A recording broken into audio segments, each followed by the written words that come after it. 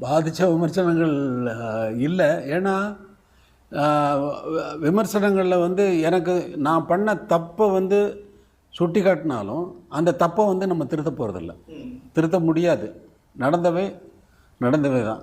திரும்பி போய் நம்ம வந்து செஞ்ச தவறுக்காக நம்ம வந்து இது பண்ண முடியுமா? செஞ்ச தவறை வந்து காலம் கடந்து வந்து போய் திருத்த முடியாது. அதனால் ஒரு ஆரம்ப காலத்தில் வேணும்னே தவறு சொல்லணும் என்பதை போல் பத்திரிகைகளில் வந்த விஷயங்கள்லாம் இருக்குது.